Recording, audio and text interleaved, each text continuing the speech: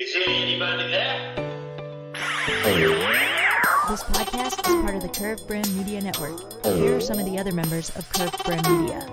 I'm Paul Caputo, and on the Baseball by Design podcast, I talk to minor league baseball teams, designers, They're probably and going to other go super and do the interesting Las people Vegas about what these A's for a minor league couple baseball years. logos They're probably mean, going to do and I that talk so a they little can bit sell about its ice cream merch. helmets. What's up, Dan Bucketheads? Napoli, I'm Anna and welcome Tommaso, to and part each week on the 2, Baseball Bucket and, List podcast, I speak so with a different fan about their the favorite final baseball episode, memories, because what the I game thought I means to had them, that and what's left to check off but on I their didn't. baseball bucket It's list. only a two-parter. Hey everyone, so, it's Eric from the great state of yeah. Kansas. This is Johnny. Well, I from never New claimed I Orleans was good at Medicaid math, so Memorial there's Museum. that. And we are the Earn Anyway, Fun Average Podcast. Here's the Where final we talk episode a variety of between guests my about conversation their love between of baseball and have myself fun doing it. and America, Dan lower Napoli. your He standards. is the director of Average is what 50 we Summers. do best. It was a great This is conversation. Patrick and Corey. Oh, baseball. We talked about some of his And we work have that he's made doing. interactive Obviously, maps to I help also highlight give all you baseball teams from the majors continuation down of to the collegiate great summer story leagues. that I We left want at to the bring end you of closer the to baseball. last So episode. get on the You site guys thought I and was find going to a give it to team you, near right? you You today. guys thought were like, oh, Hey yeah, guys, you know, this is Patrick Larson from the Minor League Baseball Hat right. History Series. So, and in every I am going episode, to I now through the go ahead history and of give you minor the league episode, teams and through my personal collection of hats.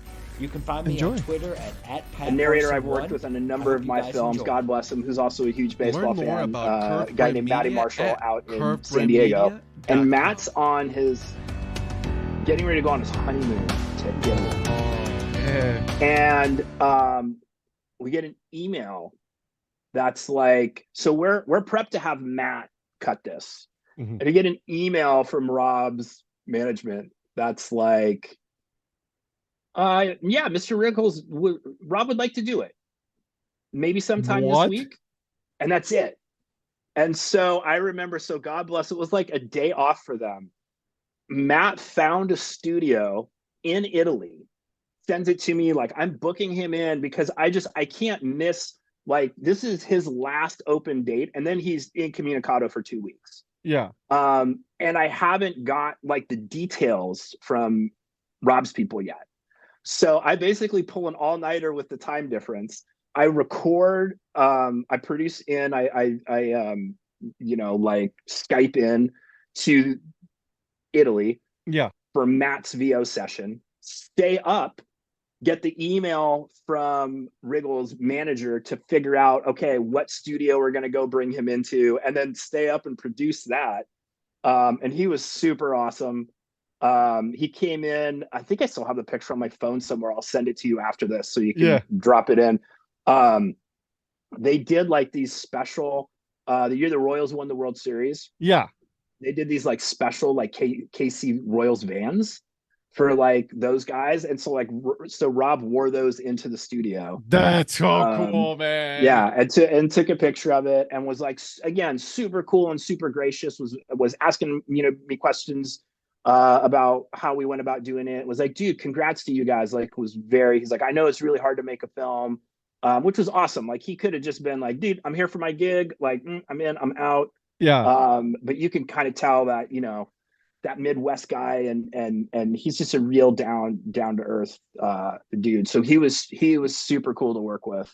That's so cool though, like to be able to have like, because right, you want to, like, as soon as you start the documentary, you get those voices that you recognize, right? And I'm like, oh man, this is gonna be a good documentary. Here we go.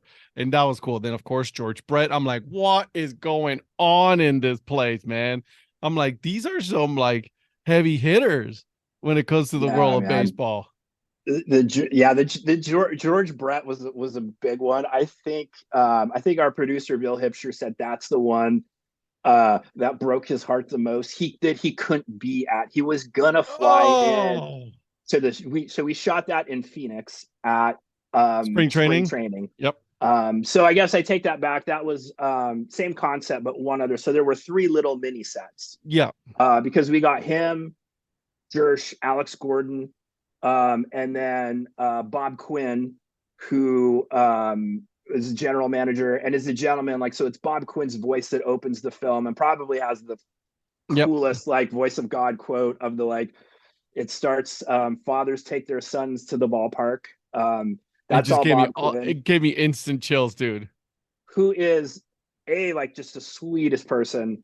And I again, a little embarrassed. I didn't know his absolute baseball badass pedigree, Mhm. like worked for Steinbrenner, was the GM of like the Reds with like the Nasty Boys. It was like Dibble and those dudes in 1990 and Barry Larkin, and had like crazy Marge Shot stories about like her dog coming in his office and pooping. If you remember, she used to carry that stupid little like shot suit, I think it was. And so he had a ton of like incredible memorabilia, and he's like a third generation baseball man, which is wild. I think his grandpa was even a GM. I don't, they didn't call him Jesus. that, but like in the like late 1800s. So that all happened in Phoenix, and like Bill had some business conflicts, so he was not able to like to fly in for that. George Brett and all of that other stuff. So Brett was the big one that. That was cool. Like, I mean, like I said, it's so wild to me, that fact that like you're just like, it's like a ever moving agenda of things. It's like, all right, so this is not happening. All right, let's move this over. Let's do this. Let's do that. And it's like the fact that you are able to, at the end of the day, grab all of that footage and put a great, piece of art out there. It's so cool, dude. Like, I mean, like I said, I'm a huge fan. So, and I'm like, man. So, dude, I gotta ask you. I'm fascinated because I haven't. I mean, I guess there's always, of course, Jim, but like I'd say, as we already know each other, Austin Revolution Film Festival is very good to us. So I have to ask you, because you're the first person I know that from out of market saw the movie first, Yep. and then went to Warner Park and saw a game there. Yep. So I have to ask you, like, what was that experience like? How did it connect? Was it weird seeing it on film first? Yeah, I'm a huge fan of minor league baseball. I'll be honest. Like, I love the majors. Like, my team is the Guardians and all that, right? Horrible name, I know. But like minor league baseball is where it's at, right? Because it's like and Jim says this all the time, right? It's like, this is true Americana right here, right? Like, I mean, you get to see America through the eyes of baseball right here. And when I was, so my friend Paul Caputo, I flew to Denver and then drove from Denver at 4:30 in the morning to make it that day, right? Him and his girlfriend Amy, like we drove, and we got there before, because we were going to do a tour, right, of the ballpark. And to see the ballpark, you see all the guys that were stoked, that were getting ready, they were hosing the concourse and everything, making sure that everything was clean. It's a different experience like that than a lot of people don't get to have. Like, if you ever get to a ballpark and you do it, like if you want to get a tour, call the team. I guarantee you somebody will give you a tour of the ballpark, right?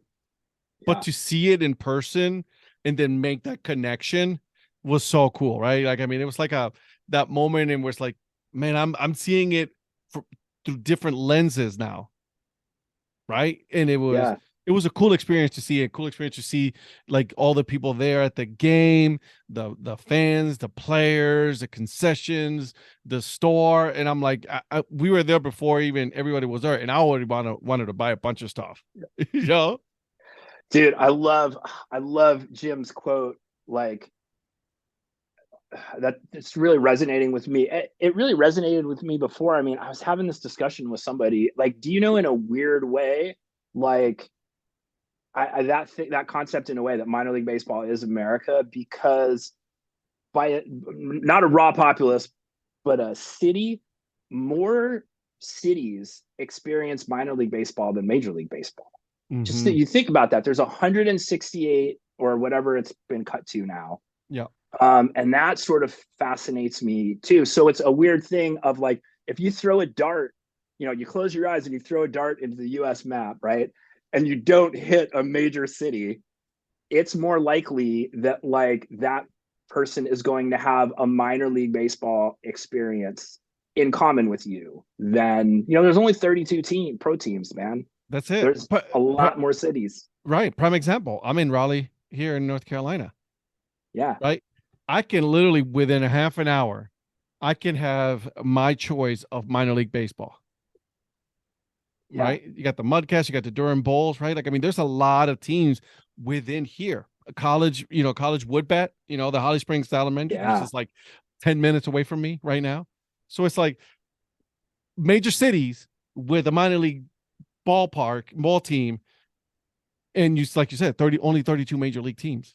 Dude, the thing that was really I thought was really awesome was you just mentioned the folks that you went to Denver with. Is that whom in that group when we were at the Yep. Chasers game? Who's the guy that works in like a single A or a double A? That's You know that? Jess.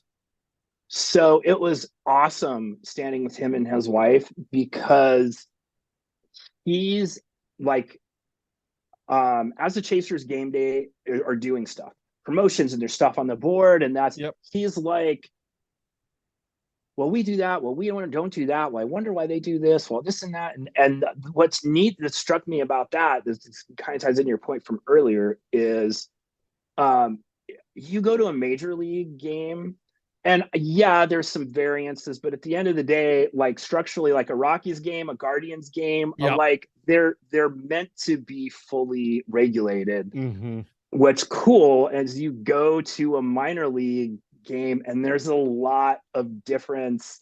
What Jess is doing where he is, what you're seeing even from the Mudheads to Durham is different. It's a little bit different in Omaha. Like that's kind of neat, And it is because you have to cater to your crowd, right? With Major League Baseball, we know, like, listen, our product is on the field. You're coming to see this. We'll give you a couple of things of entertainment here and there. We'll sprinkle it here and there, but we know that you're coming in to watch the game. In minor league baseball, and this is something that I've been noticing a lot more and more as it goes on. The transition from the obviously you have the ballpark, right? But it's become a social event. Yeah, it's a social event, right? Because you and me were having a discussion when we were at the ballpark about, and that's when the Oakland A's just made the announcement that they were, the whole Vegas thing, right? Like, so we were having a conversation, but a big play happened. We stopped talking, saw the play. All right, cool. That's awesome. They scored a run. All right, back to the conversation. Yeah. Right. So it's like, and there's that talked about in the film a bit, and that in a weird way there was always the they thought the change to the agreement to minor league baseball and Major League Baseball in the early 90s was going to kill it, but it actually did the opposite because it let those minor league teams, and I think now you've seen it come full circle where like major league parks or major league clubs are stealing concepts from. Yeah, they are. And what you're understanding, like, this is what I always say. So like my daughter, like, so she just graduated. She just finished up classes in her last year of college. Still got hit her internship. We would go to Chasers games, but if you asked her, it's like, are you a baseball fan? She's like, oh, absolutely, love baseball, love Storm Chasers. Dude, I don't think we ever watched 9 consecutive outs without moving around. Yeah. Like you just have to be able to redefine it. But that's okay because in her mind, and she's supportive of, she's into it. She'll, buy something. She'll come home and be like, yeah, maybe we go to a game. Maybe she's going to take her friends. She's going to go to her kids. You got to be able, and again, we'd notice this from a lot of people that we talked to in the film too, to like expand out this concept that like it's not anymore about just sitting in your box, correct, keeping score with your dad, not moving with the little pencil, even though most of us, that's how we maybe came up. Mm-hmm. Like, you got to let it expand from that. And you've seen with the minor league clubs that have let it expand from that, becoming, like you say, that social experience and those other things around there. They have all of these great, like yep. The Chasers, like, dude, you can buy the cheapest ticket and never sit down and have a wonderful experience. You can buy 100%. A berm seat, just walk around the entire time. Yeah. You have a 360 concourse on a minor league ballpark. That's the best thing there is. Because even if you get a general admission or you get at the berm, like I usually would do that now because I have a 4-year-old and I need her to burn as much energy as possible. So when we get home, you go straight to bed, right? Yeah. But like it is that experience, and yes, you're right. Major League Baseball is noticing, and as you can see, a lot of ballparks are getting smaller. They're taking seats out and putting more party decks and putting this and that because they know it's a social event. Yeah, for sure. So and that was again, that was really interesting. Like you mentioned earlier, talking to the Brandios guys, and I thought that was fascinating, dude. I probably would have wanted to make their part longer, but I have to balance the whole story. But their process of how they figure out those identities for the communities, which can be so fun. Like, did they do the Trash Pandas? Was that? Yeah. Uh-huh. This is amazing. El minor Paso league team- Chihuahuas, right? So they are Brandios. It's like I have one of the guys on the podcast, and the process, dude, that they go through. They go there, they speak to the people, right? They do all of these other things that not a lot of other designers do. Don't get me wrong. I know a lot of designers that they do their thing. Mad respect to them, because that's something that's like, in order for you to really understand the community, because that's what it should be. I'm one that believes a minor league team should not have their parent club name. Right. Yeah, man. 100. Again, I can't remember who said it in the film. But it was like, if the quote, I'm paraphrasing, but if I want to own something that says Royals on it, I want it to say Kansas City. They were like, man, we could not. I think it was around that time, Omaha experimented with the golden spikes, and it didn't really for 2 years. out. Yeah. But they were starting to figure that out. They were starting to see teams around them. Like, dude, I even remember, like, we got the Rockies in 1992, but not very long after we got the Sky Sox, or they got a new park in Colorado Springs. But that started to get talked about a bunch, because people were like, dude, did you know the minor league club in Colorado Springs, there's a hot tub out in like right field. You would just be like, what? Okay, what's going on? And then let's go. Right. And then even Coors Field, once they built it, like, it's so commonplace now, but at that time, Camden Yards is probably the first, but like, it was a big deal. It's like, what do you mean you have a brewery and a restaurant, fundamentalist, right, in left field? And on the flip side, as a fan, like, dude, this is awesome. Like, you could actually get, but that was not, commonplace. People are still playing in like the Vet, or like, the Cincy Park, where they're like the AstroTurf, like football, baseball mixes. Yeah. So you started to see some of that stuff kind of like pop in, and then you saw a lot of folks in minor league baseball really embrace that. And I think, you mentioned him earlier, Parney, the GM for Richmond, and you see it in Marty. I think that comes across in the film. Like, those guys like love their teams, and they like love their community. Yeah. Like, that's really how they see themselves as champions, or like ambassadors from their communities. I felt like that came out in the film, in their interviews. I hope it did. It did. It most certainly did. And I like I said, I couldn't speak more highly of this film, just because it resonated with me from like the standpoint of like community love of a ball team, right? And then and the one part that I really love, that you guys really told the story, is that realization early on, when they were having the discussions of if they could share the ballpark, right? That instant realization, as soon as they left, whether or not it was like a great conversation, was like, where they're like, shit, yeah, we're not gonna be downtown. Like, that was such a big. I had just moved to Omaha, and the time that started getting, and you still get it, now. Like, I think that's the thing. I mean, it's fascinating too in this world of podcasting, right? And that's in all sports, to have some of this, peeled back. Sometimes fans don't really understand the business of the sports, so we still hear it here sometimes too, where it's like, I can't believe we've got that ballpark downtown and it's empty half of the time. And you're like, yeah, but if you listen to the people, like the economics of it, like it In those makes 2 weeks that total they're there, sense, dude. it pays itself. Yeah. And then on the flip side, you understand, why a downtown ballpark could be super cool for, the Storm Chasers, but it couldn't be that ballpark. Because, like, No. I can tell you, like, I mean, again, I do as a caveat, like, I didn't grow up here, so I was already an adult by the time I was going Correct. Yeah. to Royals games at Rosenblatt. Royals games at Rosenblatt sucked, dude. They were so. It's just look, there's an old, I'm also a huge music person, right? And so Right. there's an old adage in booking bands Mm-hmm. that, like, and bands are like, I would rather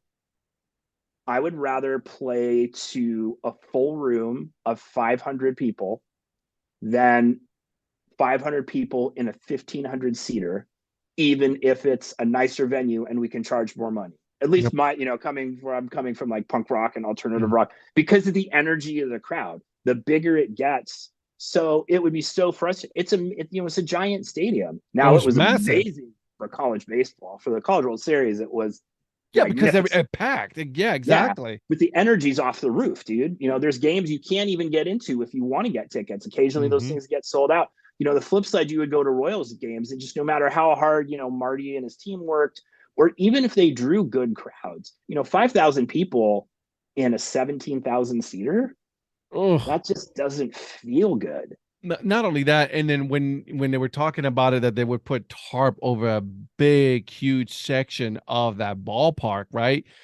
Advertising, whatever it was, and like Marty understood early on. I'm like, we're never gonna fill this ballpark. It's Yeah. just not gonna happen. We're not college baseball. We're not gonna compete with college baseball. So let's do what we need to do in order for us to mitigate that. Well, and dude, right? I mean, you can speak to that from where you're at too. As you go around, the league, there's not a whole lot of 17,000 seaters for the minor No. league parks or whatever Rosenblatt used to see. So that was the thing too, where it wasn't even like snottiness or whatever. It's just, hey, like, dude, sometimes business needs just go in different directions, right? And I don't think there was any ill will or anything like that from what I got out of this. They knew, right, like, there's some things that they needed, like just like the naming rights they were talking about, like concessions, ticketing, and things like that. That they minor league baseball survives on those things, Yeah, right? totally. On sponsorships, on merchandise sales. So it's like it was very hard for them to say, yeah, we'll go with you guys. But then at the same time, oh, but by the way, you're not going to get this. College baseball is going to get this. I'm like, oh, wait, never mind. We'll move. Yeah, and I think, folks can see in retrospect, it's probably worked out. I know the area around where Werner Park has started to pick up some ground in the ways, Mm-hmm. like, there's some kind of the cool condos behind there. There's some things that are starting to build up around that area. Yeah. So as time goes on, but yeah, that was an interesting conflict of the film. I loved that scene where Lori, one of the GMs in Omaha, talked about that, like, she had to go out and take the call from her husband and was like, oh God, we just turned down a job. Wait, are we gonna be? Yeah, that was like I was like, wait, Sugarland? What are you talking about? Like, we just turned down the job and right there. Yeah. And that's the sad part. Like, I mean, to see a team move. Yeah. Anywhere. I mean, we were talking about the A's, man, when you were The out A's, in Omaha. Yeah, just found out, like, the Down East Wood Ducks, they're moving down to from North Carolina to South Carolina, right? To Spartanburg, right? Like, I mean, Wow. so it's like a lot of people don't understand. I was like, oh, it's not gonna. Like, you don't understand. That is a big area for, like, for jobs, for economic progress for that area. That leaves a void there now. And Yeah. Omaha was going to have a void if the Storm Chasers left. Yeah, and a lot of those, I mean, and it's interesting too how you have a thing. So, Gary, who owns the Storm Chasers, also owns Union Omaha. Mm-hmm. Soccer team's doing amazing. Which, by the way, they share the same ballpark. Yeah, It's amazing. I don't know, I don't know that Omaha gets that soccer team if Werner Park wasn't there. or just if the Chasers leave. Like you're Yeah. talking about what anchors some of these minor league teams are in the cities they're in. I know it was 10 years before, but that's kind of my point. It's like if they leave, well, what happens? I don't know that kind of, for a lot of these cities, again, folks we talked to in the film and the research and stuff like that, for a lot of these cities, that is a bit of the driver and civic pride, or even some things that are kind of there. And so when those things move, they leave a void. Mm-hmm. Let me ask you, and because I'm also interested in the storyline that you were talking about, and then I want to tie this up to Grandiose. We were just talking about them. They're moving into Werner Park, but they're also not only are they moving there, but they're moving as leaving a team name into a brand new team name. I'm sure that, and you live there, right? So like that dynamic within the fans, right? Like, I was like, oh, we were the Royals, but like understanding that, like, there were limitations to what they could do as the Royals because of the licensing side. Yeah, for sure. I think that was, just from my perspective, I think by the time, because really, if you run the gamut, I think, Omaha was, I think it's fair to say they were kind of on the back half of the curve of the name changes. Yeah. So I think people were a little bit more chill with it because they had started to, either see or read or like, whatever. They go to their cousin's graduation in North Carolina and they end up going to a ball game, and you started seeing around the league, there weren't a lot of teams that were the, Richmond Yankees. They're the Flying Squirrels. And you're like, well, that looks fun. And like, that looks cool. So I think, generally speaking, people are resistant to change, right? Yeah, baseball especially. Yeah. Oh, oh my God, don't get me started on that.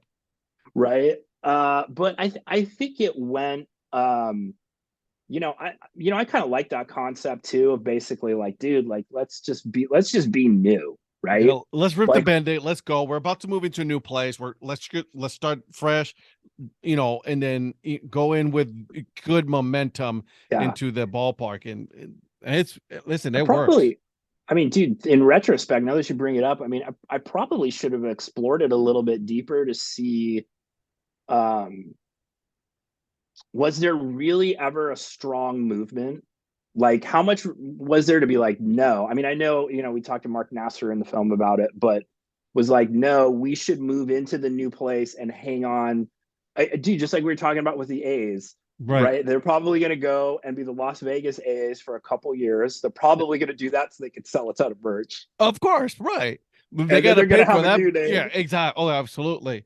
But, and listen, I may be in the minority in that, but I think it is going to be like that. Like they're going to have it for like a few years.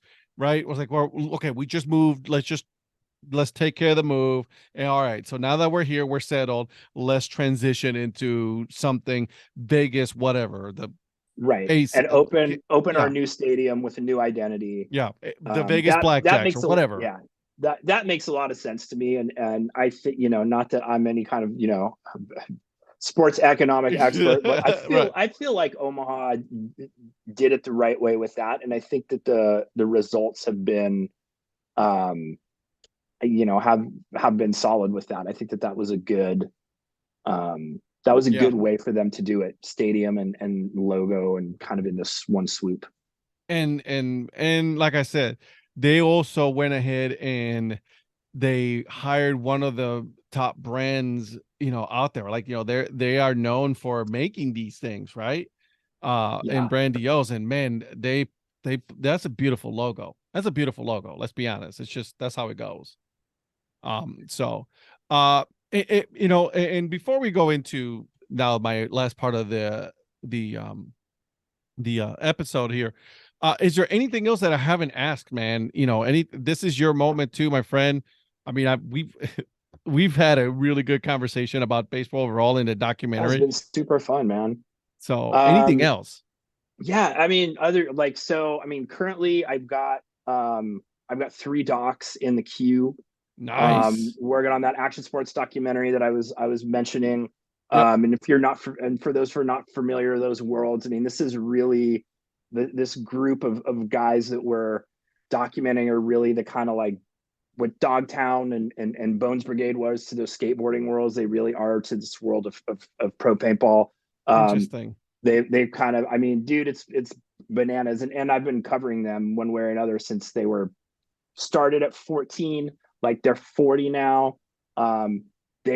Since they've turned pro, they've won, and pro paintball works kind of like pro golf or pro tennis in the way the circuit works in scoring. Yeah. They've won almost 70 tournaments. They've won almost a third of the events that they've participated in since Jesus. 2001. And they're really, really interesting guys. I'm really excited about that film too, because what I always tell folks too is it's not really about paintball. It's really kind of about, to some degree, fathers and sons, strong women raising a lot of kids on their own, and the last generation of what we kind of call be home when the lights are on. Because this is late 90s, mid 90s. Everybody doesn't have a cell phone yet. So they're growing up and finding paintball in that world where Yep. it's like, okay, you get out of school at 2, I'm home at 5. You're gonna go do something in the afternoon. I don't know exactly where you are. I don't Yep. know what, and these kids kind of honing and they're really, really all very interesting individuals. Working on an MMA documentary Whoa. with former Bellator bantamweight champion Rafion Stotts, who's also an incredible human being. Working on a record store documentary. Record store. Yeah. So we're man, so super busy. DanNapoliFilms.com. And Eroa Cinema is my production company, but Dan Napoli Films is much more active. I got a Patreon coming out later this summer. So yeah, man, you're keeping busy, dude. busy, dude. Yeah, keeping busy telling stories. I love it. I love it. I'm on your website right now looking at some of the photo galleries and things like that. So it's super cool to get the behind the scenes shots, right? Like that's some cool stuff.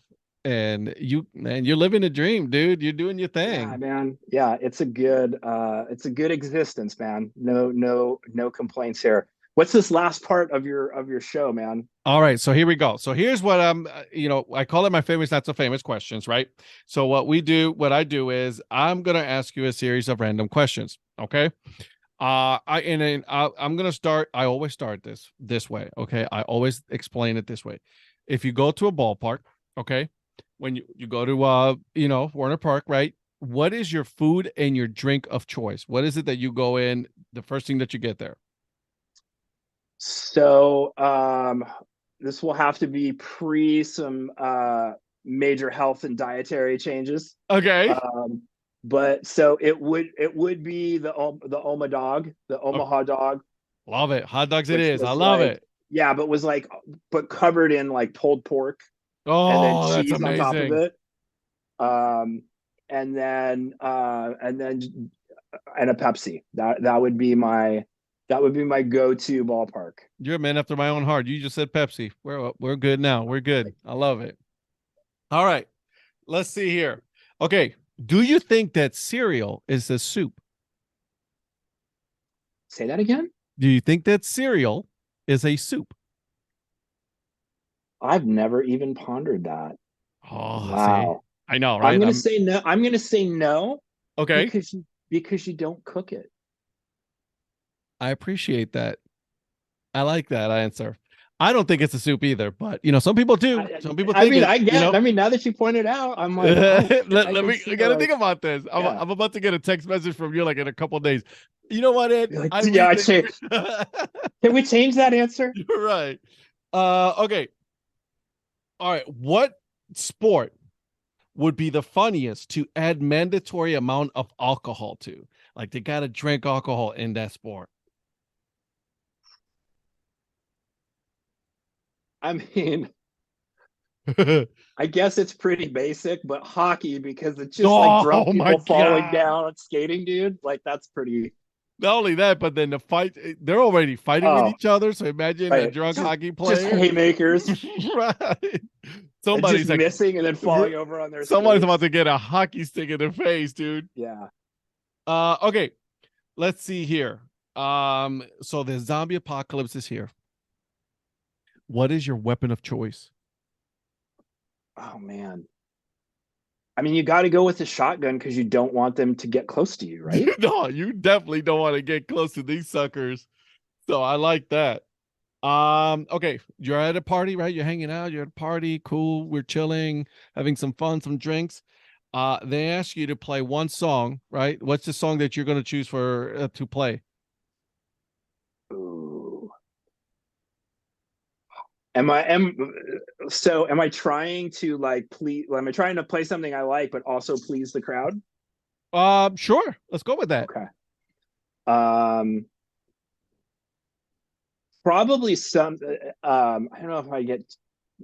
So general something by Beastie Boys, because I still feel like it's musically credible, but like people are super into it. If I Yeah. had to pick a single Beastie Boy song, then it would probably be "So What You Want." I'm with it. You know what? Beastie Boys, no matter what, you know how old you get, it's still gonna be cool. So Yeah, people are still like, even young generations are starting to really discover them, and it's amazing.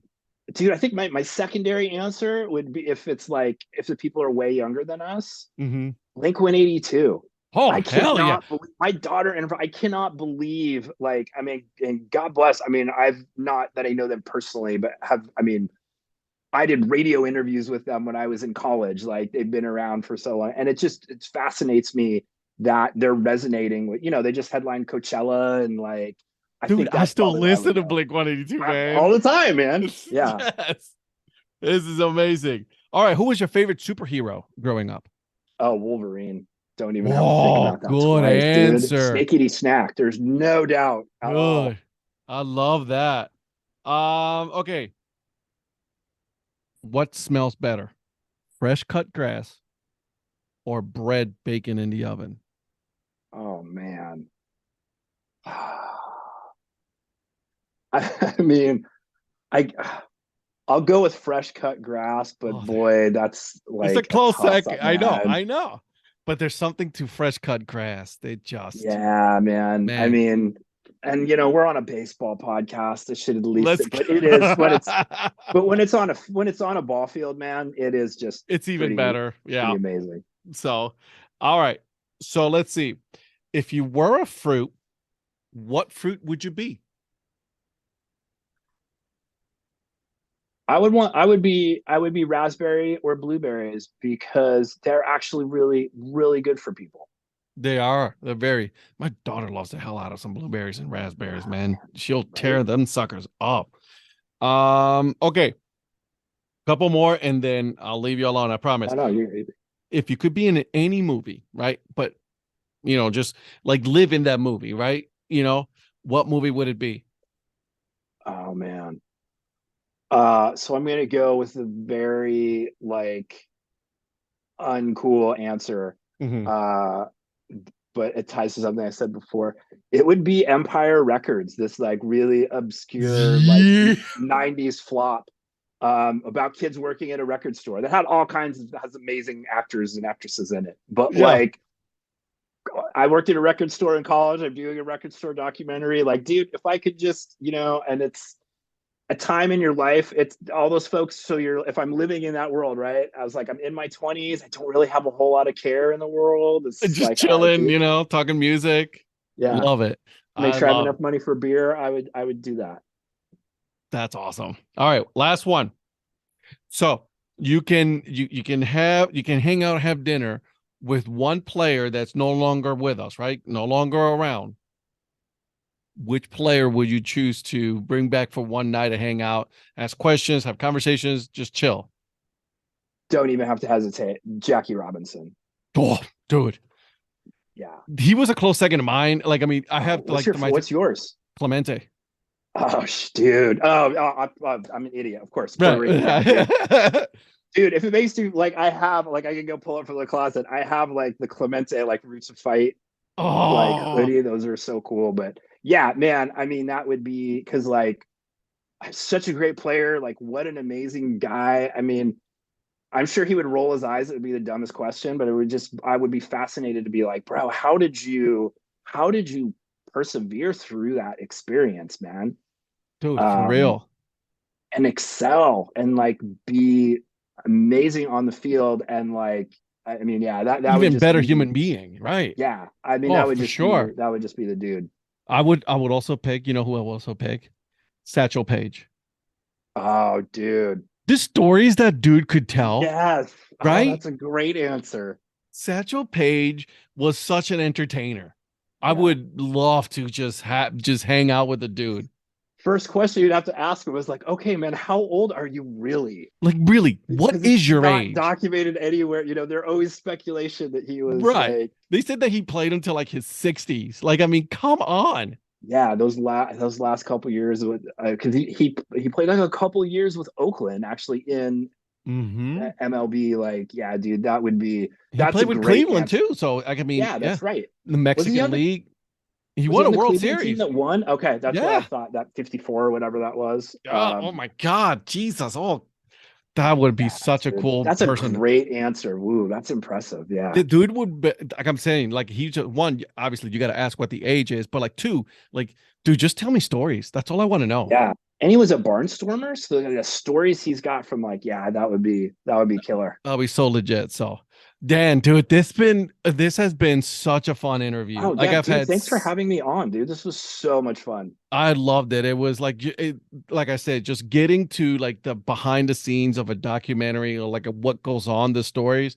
I absolutely had a fun blast. You guys got to watch it. I'm going to put the link to the documentary on Peacock on Amazon. Put your website, your social media stuff. You guys got to follow you, dude. Because this, get those Peacock numbers up, man. Like, hell yeah. That was crazy. I mentioned it earlier. I was logging in, I think, to watch something WWE, and it's like recommended for you. I'm like, wait, I made that. Like, I recommend it for myself. Wild. Oh wait, I did that. I should say our team made that. But yeah, that was so. No, man, dude, this was super fun. Always down to talk baseball or talk about the movie. So thanks for having me. Absolutely, thank you so much, and then we'll stay in touch, obviously. Yeah, absolutely, brother. All right, take care, Ed. Take care.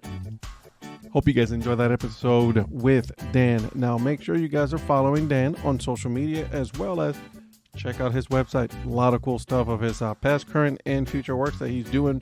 And then as far as myself, make sure you guys are following me. I am on all the socials, even Threads now. That's right. I started a Threads account just to see how it goes, right? If it doesn't go anywhere, well, we all did it. So, and then make sure you guys are giving the podcast 5 stars. 5 stars means I go up on the rankings. More people get to listen to it. So, but before I go, gotta give you guys the joke of the episode, and here it is. The Flat Earth Society made a new documentary, which was nominated for a Golden Globe Award. All right, I'll see myself out. And until then, guys, keep on grinding and always support the minor league. See ya.